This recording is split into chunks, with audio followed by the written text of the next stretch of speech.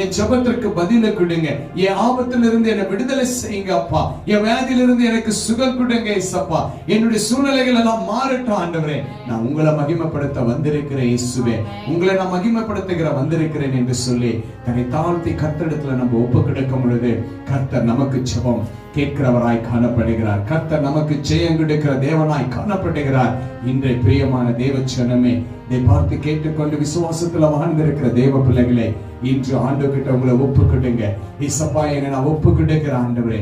என்னை நான் ஒப்பு கொடுக்கிறேன். நான் வெறும் சிறுமையானவன், நான் தாழ்மையானவன் ஆண்டவரே. நான் தாழ்மையானவன். என்னிடத்தில் தீவிரமாய் மாறும் நீரே என் துணை. எப்படிங்க இயேசப்பா, நீங்க தான் என் துணை ஆண்டவரே. அப்பா, எனக்கு வேற யாரும் துணை இல்ல ஆண்டவரே. டேவிட் கிங்குக்கு அநேக துணையா இருந்தாலும், தாவீது ராஜாவுக்கு அநேகர் இருந்தாலும், அநேக படைகள் காணப்பட்டாலும், அநேகர் அவருக்கு துணையா இருந்தாலும், ஆண்டவரை பார்த்து அவர் சொல்லக்கூடிய ஒரு வார்த்தை என்ன தெரியுமா? இதெல்லாம் எனக்கு துணை இல்ல, இந்த ராணுவம் எல்லாம் எனக்கு துணை இல்ல, இந்த இப்படிப்பட்ட ஜனம்லாம் எனக்கு துணையா இல்ல, நீங்க தான் என் துணை இயேசப்பா, நீங்க தான் என் துணை தெய்வமே என்று சொல்லி பரத்தை நோக்கி தாவீது ஜெபிக்கும் பொழுது கர்த்தர் தாவீதுக்கு துணையா இருந்தார். இன்றைக்கு பிரியமான தேவச்சனமே, நீங்களும் ஆண்டவருடைய சமூகத்துல இயேசப்பா, என் துணை நீங்க தான் ஆண்டவரே, என் வாழ்க்கை துணை நீங்க தான் ஆண்டவரே. அநேகர் எனக்கு காணப்பட்டாலும், அநேகர் எனக்கு சப்போர்ட்டா இருந்தாலும், அதெல்லாம் நிரந்தரம் அன்னது அல்ல ஆண்டவரே ராஜா. நீங்க மாத்திரம் தான் நிரந்தரம், நீங்க மாத்திரம் தான் நிரந்தரம். பாருங்க, நீரே என் துணையும் என்னை விடுவிக்கிறோமானவர் கர்த்தாவே, தாமதியாதியும். ஹல்லேலூயா. நீங்க மாத்திரம் தான் எல்லாமே செய்ய முடியும்ப்பா.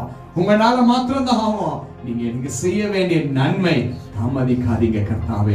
நீங்க செய்ய வேண்டிய நன்மை எனக்கு தாமதிக்காதீங்க இயேசுவே என்று சொல்லி இன்றைக்கு எத்தனை பேர் ஜெபிக்கிறீங்க?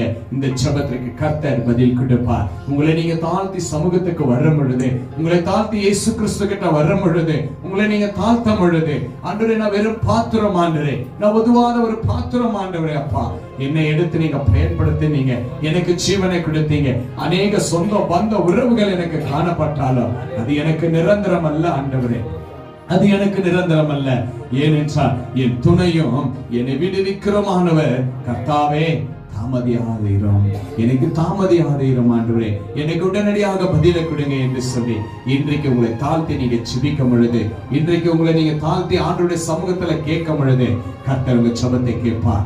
கர்த்தர் உங்க ஜெபத்தை கேட்பார். எத்தனை பேர் விசுவாசிக்கிறீங்க? ஒரு ஆமென் சொல்லலாம். கரங்களை தட்டி ஆண்டவரை மகிமைப்படுத்தலாம்.